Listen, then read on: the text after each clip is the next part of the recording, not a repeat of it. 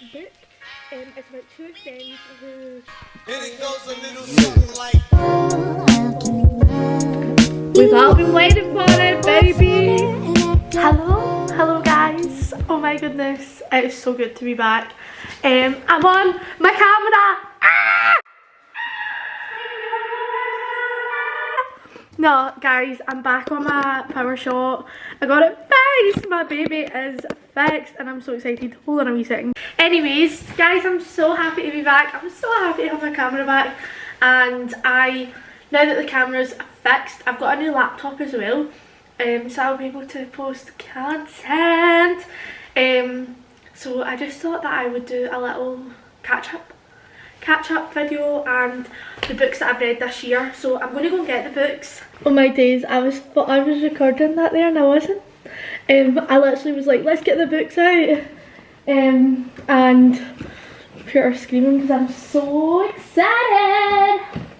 So I've got the list on my phone here because I want to do them in order. So I have read 25 books this year so far. So we're obviously in July. My goal is to read 50. So I've met the halfway mark. I'm one book behind schedule. To be fair, I am currently reading 2 books and I've been reading them for a while, but I'm like taking my time with them because one of them is a Christian book and it's going through like connections with God, and another one is A Little Life by Hanya. I can't remember her name and I can't see it that far. So here goes. Here it goes. Some of them are on my Kindle as well, so we'll pop them up on the screen here. I am so excited to get in here. So first of all, we have read Fool Me Once by Harlan Coben. I rated this book 3 stars. And this was trending This was trending massively on Netflix because there was a Netflix series that came out at the start of the year, and I was like, I really want to read the book first. I heard that Harlan Coben was a really good writer. Watched loads of his TV shows before.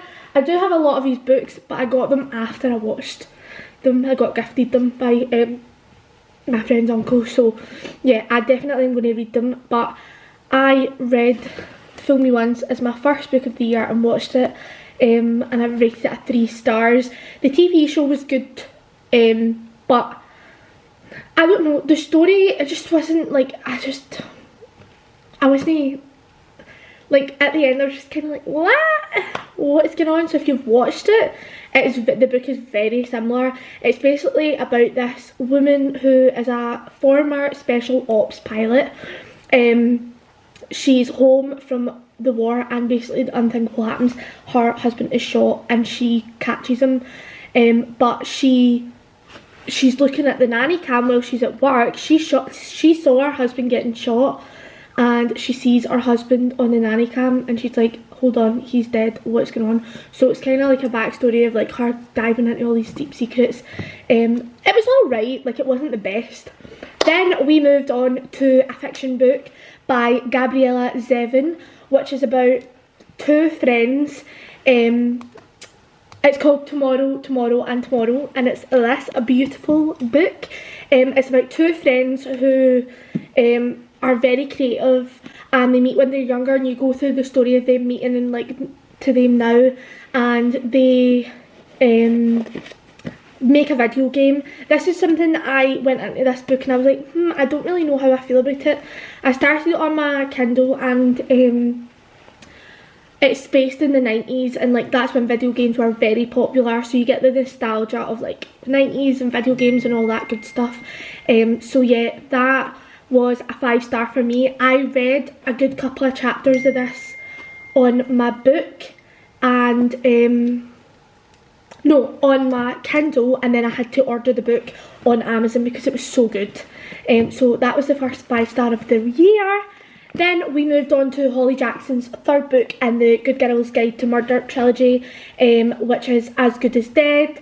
I rated this book a 4-star. I don't think this one was as good as, no, in fact, was that the one that I liked the most? I'll have to go back and look at it and I'll insert a wee clip and tell you. Can't remember, but I do like The Good Girl's Guide to Murder. I definitely would have liked it a lot better when I was younger because it is a YA book. But yes, it was good. The season is now out on BBC iPlayer and it's really good. Well, nah, I take that back. It's not really good. It's okay. It's good. Like, it's fine. I think the acting is terrible in it. The actors are so suited to the characters, but the acting wasn't the greatest. And I also think that there were so many things that I imagined, and like my friends and other people that I know that have read this trilogy imagined it to be a certain way, and it wasn't. And I think sometimes that's really hard when you are a reader and you're imagining things and then they don't turn out that way. I know that there's been a big problem with that with It Ends With Us, but well, that'll be another video next month. Anyways, moving on, we went on to a Frida McFadden number, which is Never Lie. I rated this book 4-star. This was really good. It follows two couples, newlywed Trisha and Ethan, and they're in search of a dream home, and they find this one that once belonged to a psychiatrist who vanished without a trace. And when they're in the flat, when they're in the house, they uncover like secrets, and Trisha finds tapes of Dr. Hale's like psychiatrist meetings, and she finds out loads of secrets about her, about the disappearance, about her husband, loads of different things. It's really, really good. Frida McFadden is is an amazing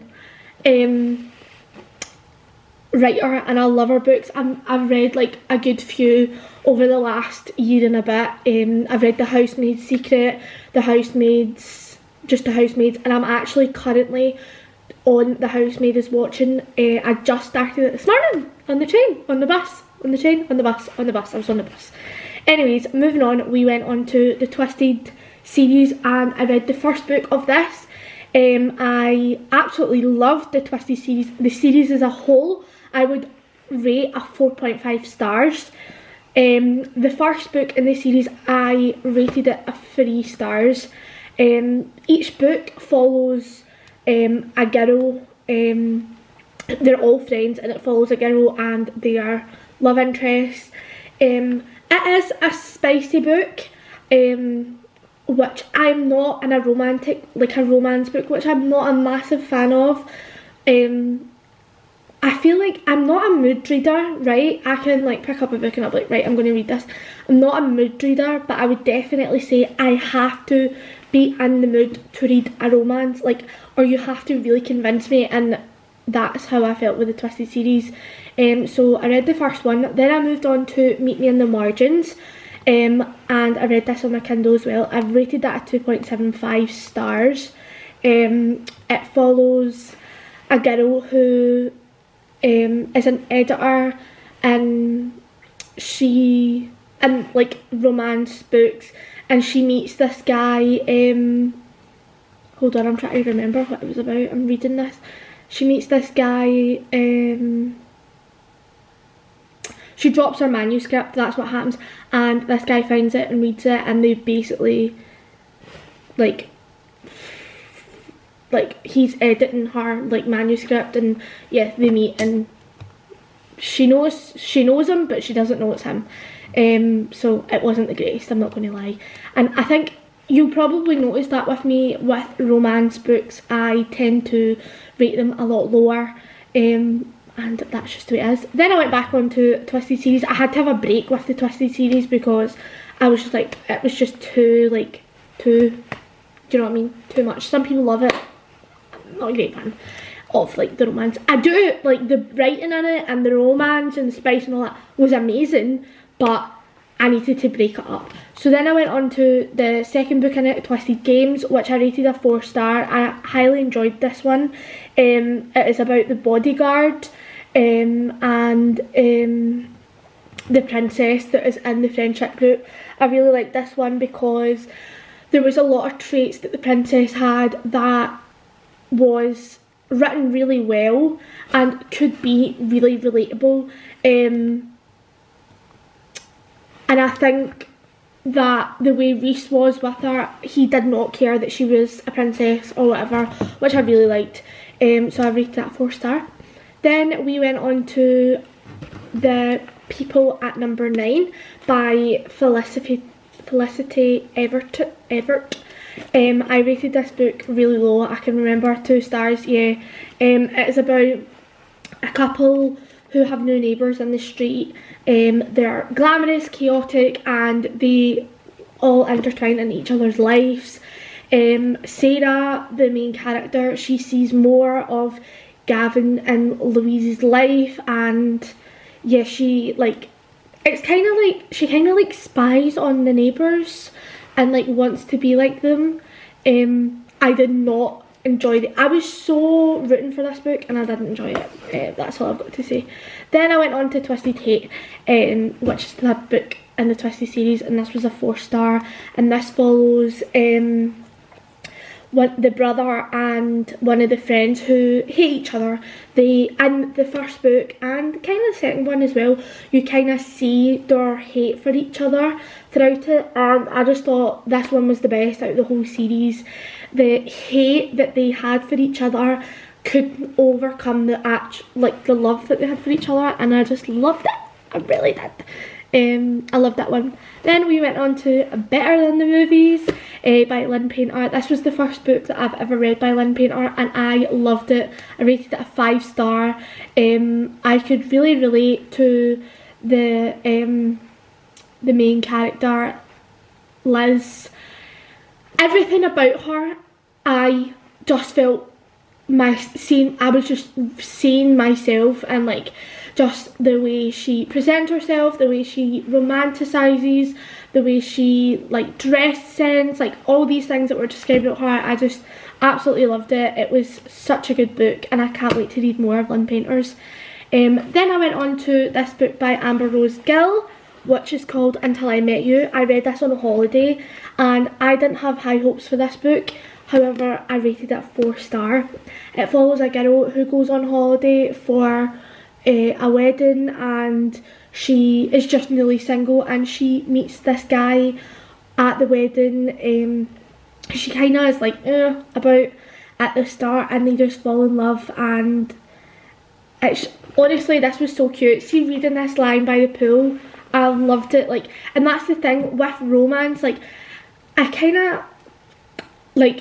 kind of have to be in the mood for it, but when I do read romance, I do like it sometimes, but not all the time. When it's like cute romances, I'm like, ah, and it's realistic romance, yeah, unless it's about like fairies and that, then anyways, we'll go on to that later. Then I read The Girl in Seat 2A. I read that on the plane home, and because guys, I did go on holiday this year. I know, first time being on holiday since I was 5 years old with my mum and the kids. It was amazing. Anyways, so I read A Girl in Seat 2A. I rated this a 2 star. It was a 4 star. It's about a girl who hates flying. She hates sitting on the different seats, so she always books the exact same seat, and she goes on holiday and she meets this guy in Marbella. No, it's not Marbella, it's just Spain. It doesn't actually say where it is. I can't remember. Basically, she meets this guy and he has like loads of money, and she meets him on the plane, and then she wakes up and she's in his flat, and all these things happen. It was really good. I really enjoyed it. Then we went on to the last book in the Twisted series, Twisted Lies, which I also rated a 4 star. This was about fake dating, which I do like, but it is very predictable because you know what's going to happen. They are going to end up falling in love with each other. This was about who is this? Oh, it's about the guy who's like, he's a billionaire and he falls in love with one of the friends who lives below him, and he like gives her like a place to stay and all that. And the girl, like, she's got loads of secrets and she kind of keeps her like her cards close to her chest, and like there's like loads of lies about things. But yeah, the Twisted series as a whole, I would rate it at 4.5 stars. I just think like I do like romance and spice, but I don't know, sometimes I'm just like, not today. Anyways, moving on, we went on to another thriller, which was by Claire Douglas. I've heard great things about Claire Douglas, and this was Do Not Disturb. This follows a family who move away, and they move into like a mountainous place in Wales, and their first guests arrive because they're having like a home, like a holiday home type residential thing in their house, and their first guest is her sister, who she's not seen, or her cousin who she's not seen or spoke to in so long, and then loads of things happen in the house that the main character Kirsty's trying to unravel. This was a 5-star for me, really enjoyed it. I am a sucker for a thriller. I want to read a book and for it to blow my mind, and that is what Claire Douglas did with Do Not Disturb. Then we moved on to the reappearance of Rachel Price by Holly Jackson, another YA. Well, I would say this is YA-ish. I really enjoyed this. This was a 5-star. I was left hanging off my chair, actually my gran's chair, because I was reading it in my gran's. This book was really good. It basically follows a woman who went missing, and they are interviewing her daughter. I think it's like 12 years later, I don't know, it's a couple of years later. Like she goes missing when she's a baby. 16 years later she goes missing when she's a baby. Her mum goes missing when she's a baby. How many times do I have to say that? Anyways, so she reappears and they're unravelling where she went and what happened to her. Absolutely loved it. Outstanding thriller, yes please. Then we went on to another thriller by Alice Feeney, which is His and Hers. Another 5-star. I dropped this copy in the bath, so I did end up having to buy it on the Kindle, and I read it. This follows, this follows a husband and wife. One of them, the husband's a police officer, the wife is a newsreader, and there is a murder in the village, and the newsreader is reluctant to cover the case. It's her ex-husband, sorry, and her ex-husband Jack is suspicious of her involvement until he becomes a suspect in his own murder investigation. That says it all. It says it all, right? Anyways, I'm moving on. Then we read Beach Reads by Emily Hendry, another Emily Hendry book that I read this year, and I loved this book. I rated it a 4-star. I read this on the Kindle too. It is about a romance reader who no longer believes in love. She's in a writing slump. She doesn't know what to write about, and then she meets this guy called Augustus, and he is like polar opposites of her. Sorry, I'm trying to read like the synopsis. And wait now, they're polar opposites. In fact, the only thing they have in common is that in the next 3 months they're going to be living in this. Oh yes, they live next door to each other, and like they like are helping one another write a new book.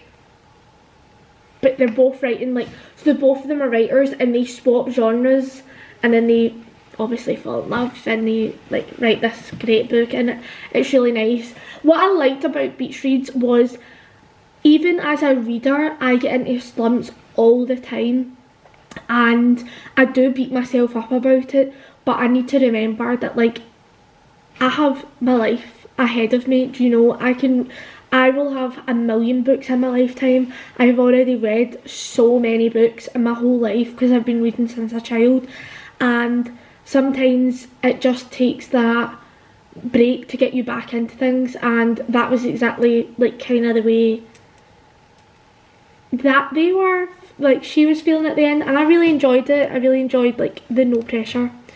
Then we moved on to another Freida McFadden book, which is The Teacher. This book I rated a 3 stars. It is about